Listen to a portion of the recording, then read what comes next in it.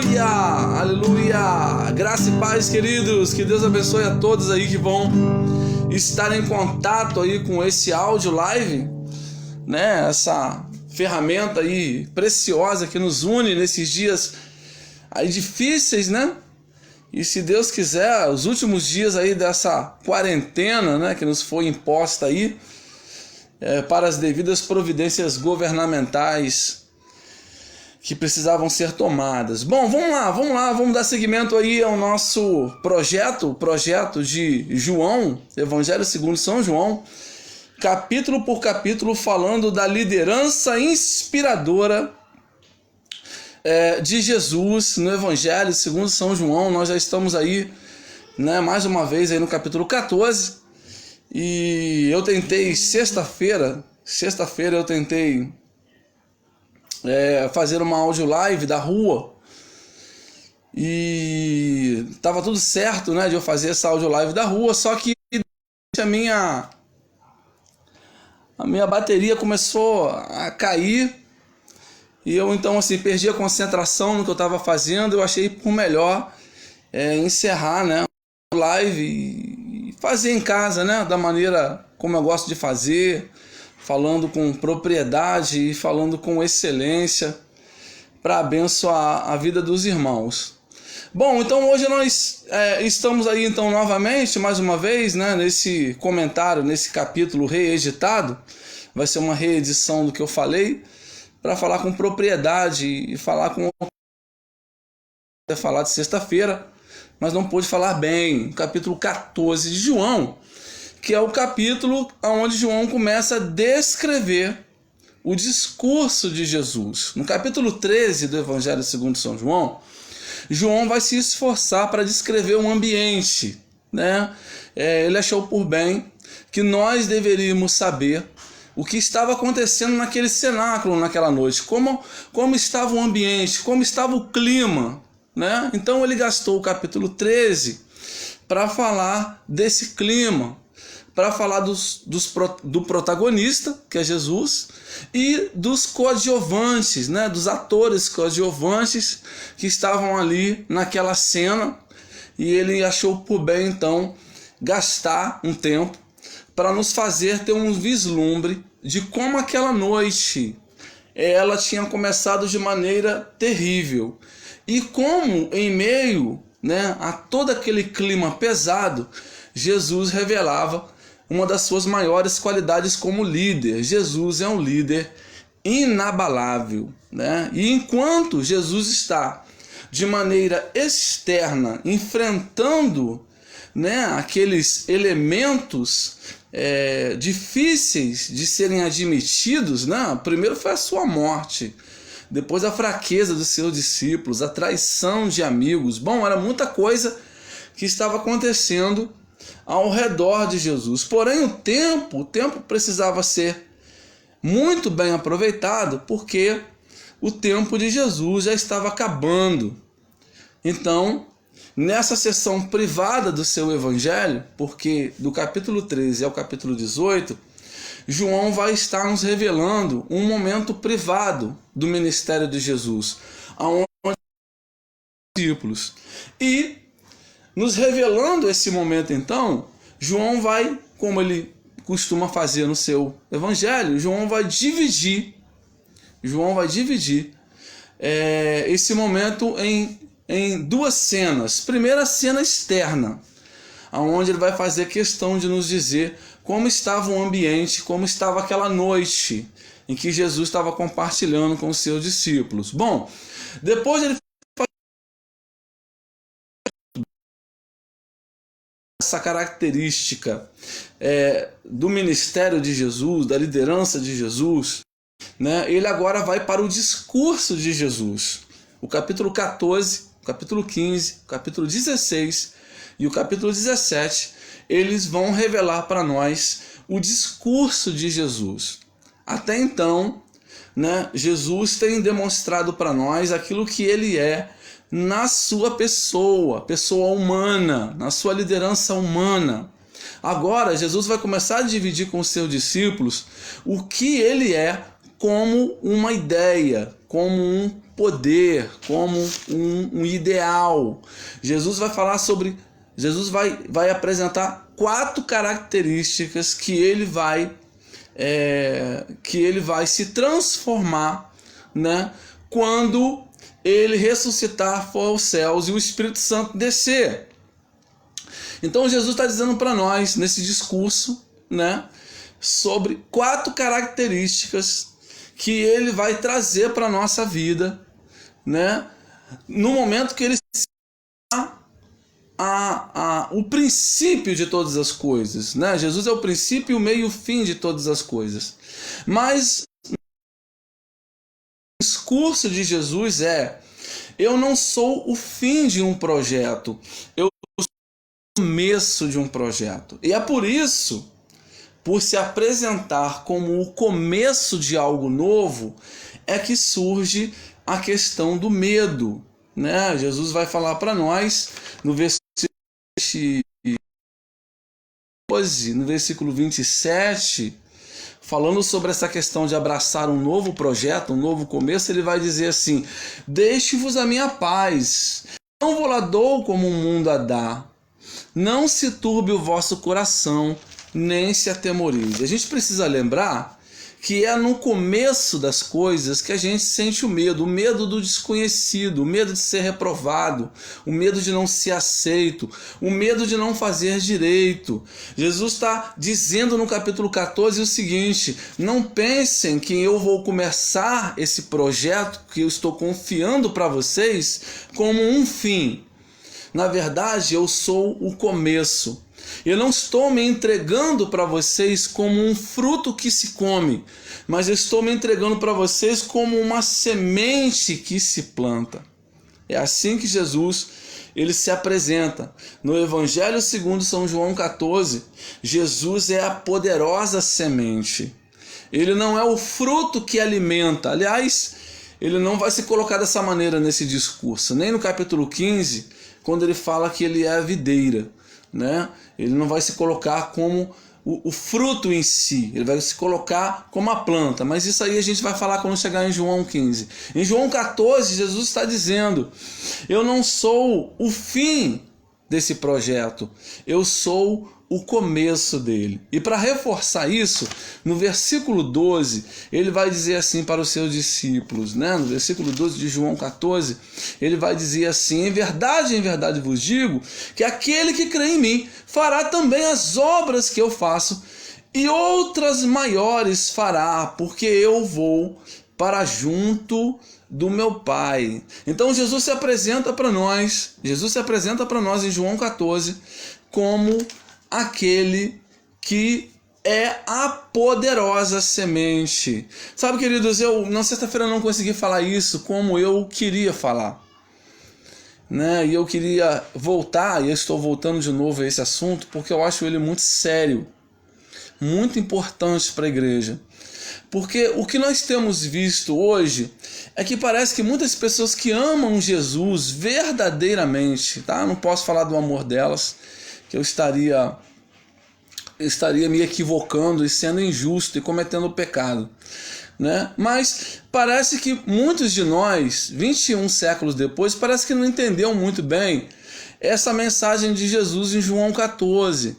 Porque João, né, captando o sentimento de Jesus, captando as palavras de Jesus, ele vai dizer para nós o seguinte: Jesus está dizendo para nós o seguinte: quando vocês cumprirem o chamado de vocês, e tudo aquilo que eu colocar no coração de vocês acontecer, e vocês construírem a igreja que eu estou confiando a vocês como projeto, no final de todas as coisas, eu serei reconhecido em seus corações, eu serei reconhecido em suas atitudes, né? Aonde a igreja chega, ela se parece com o seu povo. Por exemplo, na África, a igreja ela tem pele escura, né? Na África a igreja ela é negra. Bom, no Oriente a igreja ela é árabe. No Ocidente a igreja ela é meia latina e meia saxã, né? No extremo Oriente a igreja tem olhos puxados, né? A igreja tem uma estatura um pouco menor, tem olhos puxados. A igreja, ela não foi projetada para ter a cara de um homem, para ter o rosto de um homem, mas a igreja foi projetada para revelar Jesus por meio dos corações, porque coração não tem cor, sangue não tem cor. Em qualquer lugar do mundo, o sangue é vermelho e o coração bate do mesmo jeito. Por que isso é importante de ser dito nessa altura do campeonato? Porque, queridos, a gente precisa reconhecer como a gente erra. Né? Muitos líderes, eles não se entregam para os seus liderados, muitos pastores não se entregam para as suas ovelhas, como Jesus se entregou para nós, como uma... Eles se entregam para os seus liderados, eles se entregam para as suas ovelhas como o fim de todo o projeto. De modo que, quando a igreja cresce, né, é a foto do pastor que está lá no outdoor. É a cara do pastor que está no outdoor. É o nome do pastor que vai no programa toda hora. A gente não vê mais Jesus, a gente vê homens. Não foi isso que Cristo sonhou. Cristo falou que ele seria reconhecido não na figura humana, mas na política dos homens que carregam o seu nome. Ele falou assim, olha, quando vocês se amarem uns aos outros como eu vos amei, então todos saberão que eu estou no meio de vós. Jesus está dizendo que ele não vai ser reconhecido no rosto de um homem, mas ele vai ser reconhecido na sua atitude. Ele vai ser reconhecido na sua política de atitude. Jesus está falando isso aqui para nós. Eu sou uma poderosa semente. Bom, se nós tivéssemos entendido pelo menos metade do que Jesus falou aqui, quando uma igreja se tornasse uma grande denominação, as pessoas se esforçariam para colocar uma imagem de Jesus lá. Pelo menos é isso que o catolicismo tem feito, né? Não compreendendo a plenitude da verdade, mas metade dela. Você vê que toda vez que levanta-se uma igreja católica, se bota a imagem de Jesus lá. Né? Mas Jesus não está dizendo façam igrejas, construam poderosos impérios para que o meu nome esteja lá no altar. Não, Jesus não está falando isso, né? Jesus está falando, eu não quero ser o nome que vai ficar colado na parede, eu quero ser um nome que vai ser reconhecido em seus corações. Eu estou me entregando a vocês agora, segundo João 14, eu estou me entregando a vocês agora como uma poderosa semente. Me plantem pelo caminho, não me comam no final de todas as coisas. Não é isso que Jesus está dizendo.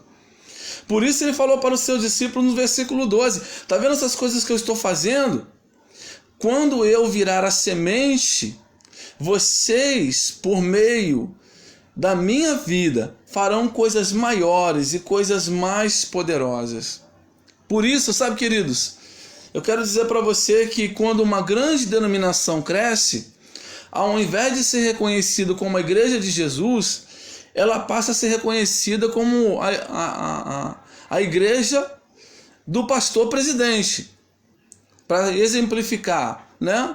A igreja do Bispo Macedo, a igreja do Valdomiro, a igreja do R.R. Soares, a igreja do Silas Malafaia, a igreja da família Ferreira, a igreja de não sei quem, a igreja do apóstolo tal, a igreja do bispo tal. Parece que alguma coisa nós não conseguimos compreender, nós não conseguimos entender. Porque Jesus não está falando o seguinte, eu não sou na mão de vocês, eu não sou o fruto que vai alimentar o mundo, mas eu sou a semente que vai dar para vocês a condição de criar o alimento que vai alimentar o mundo. Aliás, Jesus já vinha dando sinais de que essa seria a responsabilidade dos discípulos, né? Na pesca maravilhosa, ele perguntou para os discípulos, essas pessoas estão com fome, vocês não vão dar a elas de alimentar, não? Então Jesus está dizendo, eu sou, no capítulo 14, eu sou a poderosa semente. Jesus não é um egoísta, Jesus não é um megalomaníaco, Jesus não é um ególatra. Jesus quer sim ser reconhecido, mas ele quer ser reconhecido no coração, não na parede do altar, nem no mastro em cima da igreja. Ele está dizendo o seguinte, nós como igreja no Ocidente principalmente, temos falhado miseravelmente. Porque nós colocamos Jesus nas placas, colocamos nomes de homens nas placas, colocamos fotos de homens nas placas, mas as pessoas não conseguem reconhecer Jesus no nosso caminhar, não conseguem reconhecer Jesus no nosso andar. Jesus está dizendo: na mão de vocês eu serei poderosa semente.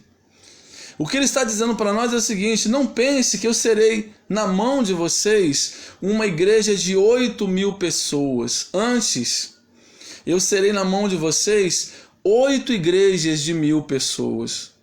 Não pense que eu serei na mão de vocês uma igreja com 1.000 membros. Antes, eu serei na mão de vocês 10 igrejas com 100 pessoas. Jesus nos lembra que ele é muito mais poderoso para as vidas e para as nações quando ele é espalhado e não ajuntado. Jesus, como semente, é muito mais poderoso quando ele é compartilhado, não quando reunido. Reunir, nós reunimos a colheita. Jesus não nos chamou para colher, querido. Quem conhece os evangelhos e ouviu as parábolas de Jesus, principalmente quando ele fala que o reino de Deus é como a rede de um pescador. Então o pescador vai lá e pesca os peixes e depois na praia ele separa os peixes bons dos peixes ruins.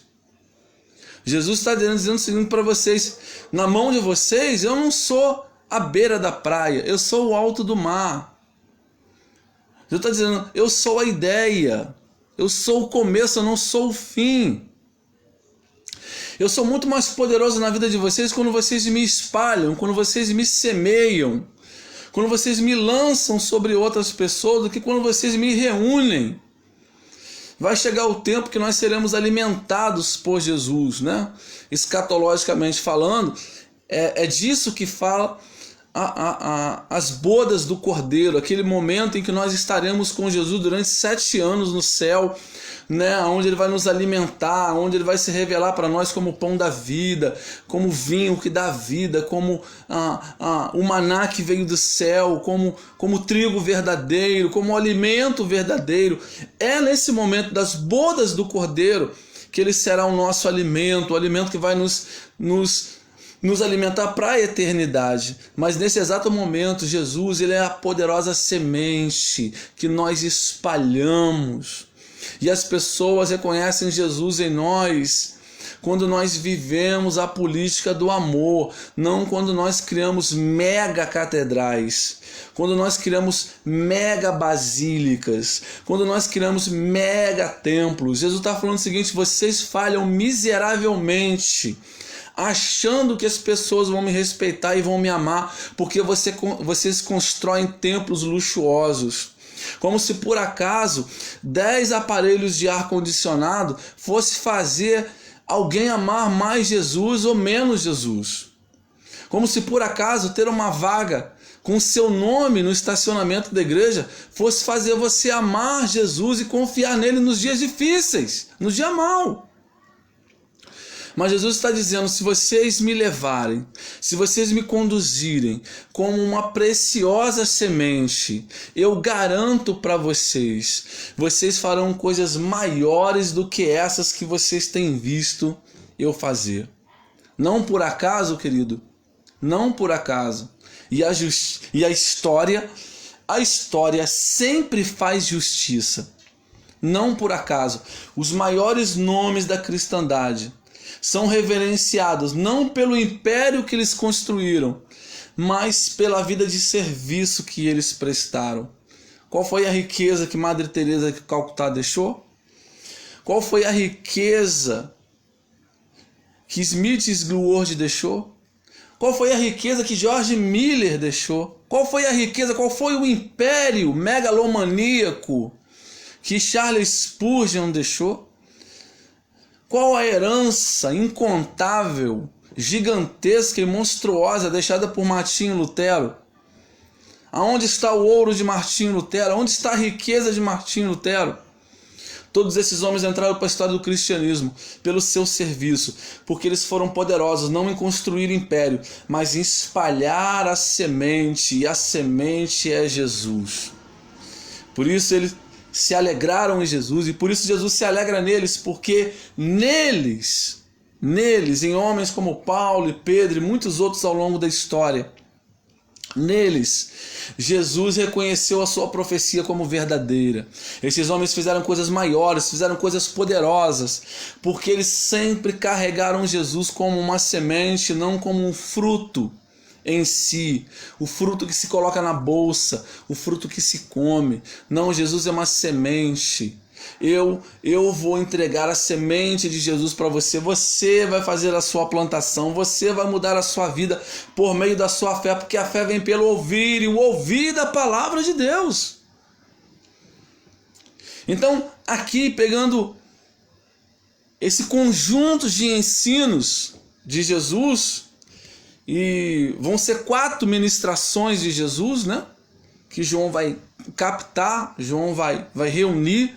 E a escolha de 4 não é por acaso, porque 4 fala do perfeito governo de Deus.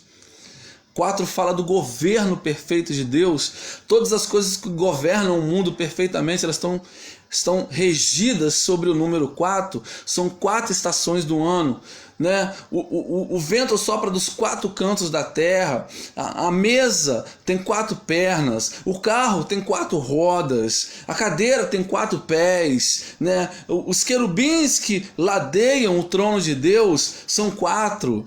E 4 é um número de estabilidade, 4 é um número de tomada do governo. Por exemplo, quando o futuro dos patriarcas estava em risco, né? Quando a herança de Abraão, de Isaac e de Jacó estava em risco de desaparecer, Deus então levanta um garoto, um jovem. Ele é o 4º descendente de Abraão, seu nome é José.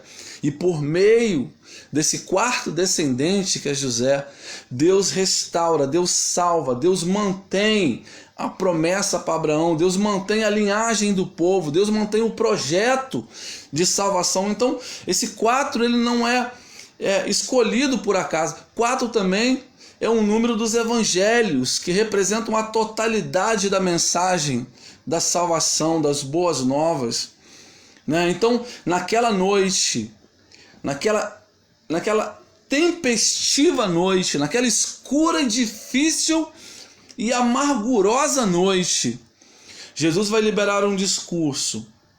E João vai pegar esse discurso e vai dividir esse discurso em 4 partes, para nos mostrar que a partir daquele momento, verdadeiramente, Jesus estava retomando o governo de todas as coisas.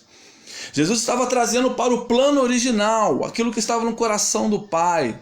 O apóstolo Paulo, entendendo essa verdade, ele vai nos dizer: porque a salvação do mundo, porque o Cordeiro já estava preparado antes da salvação do mundo, antes do mundo ser feito. Na eternidade o Cordeiro já havia sido preparado. E agora Jesus está retomando o controle de todas as coisas. E João capta essa verdade. João pega essa verdade. Querido, nós temos medo sempre daquilo que é novo. Nós temos medo daquilo que começa. Nós temos medo dos caminhos que nós não andamos. Nós temos medo das verdades que nós não vivemos, né? O que é uma vida com experiência? A experiência são pessoas que já viveram várias coisas e sabem como elas vão terminar. E por isso elas podem nos ajudar nos nossos novos momentos, com novas emoções, com novos sentimentos. Então Jesus está falando para eles, né? E vai repetir de novo: não tenham medo, não se atemorizem. Eu sei que eu estou dando algo novo para vocês, mas vocês não estarão sozinhos. O meu Espírito estará com vocês. Eu lhes ajudarei. E eu me tornarei na vida de vocês aquilo que vocês precisam para ter sucesso, para ter êxito. E a primeira coisa que vocês precisam para ter êxito agora são sementes. Porque eu chamei vocês para que vocês plantem uma nova cultura no mundo.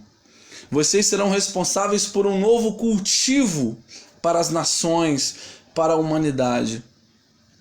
Eles, os antigos, eles se encantavam com o pão que veio do céu, mas agora eles vão se encantar com um pão que será plantado no coração deles por meio de sementes de trigo. Vocês alimentarão o mundo com uma nova plantação. Querido, deu certo. Deu certo. O discurso de Jesus naquela noite, na noite do cenáculo, né, vai começar dessa maneira, onde Jesus está dizendo: eu sou o começo. Eu sou o começo de um novo projeto, eu não sou o fim de um novo projeto. Quando alguém diz terminar alguma coisa, quando alguém diz acabar alguma coisa, as pessoas deveriam ser capazes de descrever o que é amor. Mas não tem sido assim. Às vezes, quando bons homens de Deus terminam o seu trabalho, muitas das vezes o que a igreja reconhece é só o nome e a cara dela na placa e na faixa da igreja. E às vezes os seus discípulos, seus seguidores, não são capazes de descrever o que é um amor verdadeiro. O que é amar verdadeiramente. Enquanto nós fazemos isso, nós falhamos miseravelmente. Jesus não quer ser reconhecido por placas. Jesus não quer ser reconhecido por construções. Jesus quer ser reconhecido por um novo ideal, uma nova ideologia, por um novo conceito, por um novo princípio. E isso não tem nada a ver com construções feitas por mãos de homens, por fotos pintadas por mãos de homens. Mas isso tem a ver com a nossa capacidade de deixar o Espírito Santo refazer os nossos conceitos sobre o que significa amar o próximo como a si mesmo.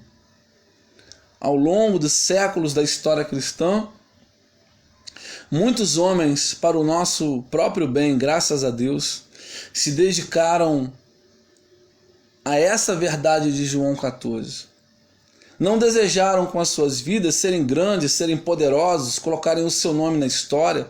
Não estavam preocupados, como nós assistimos ontem, nós brasileiros assistimos ontem, não estávamos preocupados com alguém que estava preocupado com a sua biografia pessoal. Mas alguém, homens e mulheres que estavam preocupados com a biografia de Jesus. Se Jesus iria ser, ao final de suas vidas, reconhecido como Salvador e um Senhor bondoso e amoroso. Para nossa felicidade, essas pessoas foram bem-sucedidas. Para nossa felicidade, essas pessoas viveram esse ideal até o fim. E a grande pergunta que nós devemos nos fazer agora, nessa geração, nesse presente século, é se nós estamos dispostos a pagar o mesmo preço.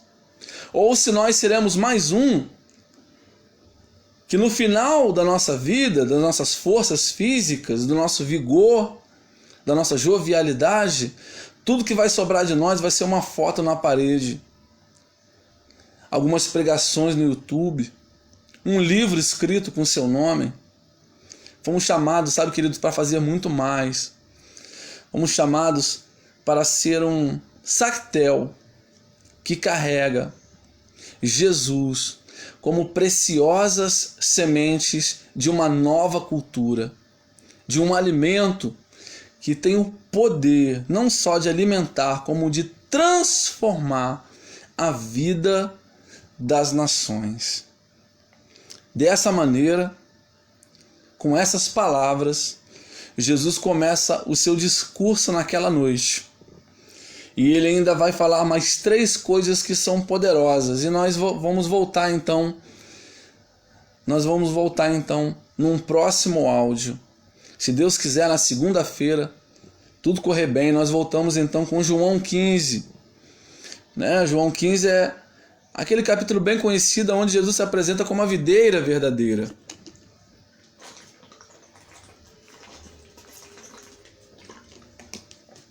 Eu estou voltando de novo a esse capítulo porque eu gostaria de, na sexta-feira, ter falado dele com propriedade, não falei. Como estou falando agora. né? Como estou mostrando e revelando, o brilhantismo de João em sentir o sentimento de Jesus naquela noite. Ele vai, no capítulo 13, ele vai nos compartilhar, né, o ambiente, como Jesus e os outros discípulos estavam se sentindo. Mas nos capítulos 14, 15, 16 e 17, João tem um brilhantismo de nos descrever como Jesus está se sentindo às portas de se tornar a mais poderosa e intensa ideia da humanidade. Como Jesus está se sentindo ao se tornar na força motora, no combustível, porque aqui em João 14 Jesus está dizendo: eu não vou ser o carro na mão de vocês, mas eu vou ser o combustível. Eu vou ser o combustível que vai conduzir vocês a lugares mais altos, a lugares mais longínquos, né? E João, ele consegue captar esse sentimento de que Jesus, no final da nossa vida e no final do nosso ministério, ele não é uma recheada conta no banco, mas ele é aquele sentimento que já se consolidou e que pode perfeitamente ser reconhecido na vida do próximo e na nossa própria vida. Ele está dizendo: no final de todas as coisas, depois que você terminar a sua caminhada, terminar o seu trabalho, como bem Paulo nos descreve, Paulo vai falar isso para nós, né? Porque eu aprendi uma coisa muito importante com Paulo, sabe, nessa passagem de 2 Coríntios 4:7, né? Quando ele fala que ele terminou a sua carreira. Sabe, querido, é melhor se aposentar do que ser chato. É melhor se aposentar do que ficar ranzinza. É melhor se aposentar do que perder o vigor e a alegria de servir a Deus, né? A limitação humana, ela muitas das vezes a fraqueza humana, a debilidade humana, muitas vezes ela vai se lançar sobre aquelas características que não podem faltar a um homem de Deus. E Paulo entende isso. Paulo entende que a velhice está colocando na frente das características cristãs, características da sua própria vida, e ele começa a ficar muito preocupado, né? Quem aqui nunca lidou com um velho ranzinza, né? Quem aqui nunca lidou com um velho torrão? A idade vai chegando, né? E a gente vai ficando torrão. A idade vai chegando e a gente vai ficando intransigente. A idade vai chegando e a gente muitas vezes vai ficando sem paciência. E antes que essas coisas pudessem trazer algum dano à sua mensagem, ao seu legado, à sua herança, ao seu evangelho, o apóstolo Paulo diz então que ele parei, acabei a carreira, combati o bom combate, mas a fé que sempre me sustentou, a fé que sempre esteve comigo, a fé que sempre foi a minha aliada, a fé que sempre me salvou, não, essa fé eu guardei, essa fé é minha, e apenas minha. Porque a fé, no final de todas as coisas, sempre vai nos lembrar que a gente não pode perder no final de uma caminhada aquilo que a gente passou a vida toda semeando na vida das outras pessoas. E dessa maneira então nós terminamos então esse áudio de João 14, e eu espero que você me ajude compartilhando. Eu estou aqui com o irmão Rafael. Rafael, um beijo no teu coração, que Deus te abençoe. Né? Não sei se você está perto ou está longe, que Deus te abençoe.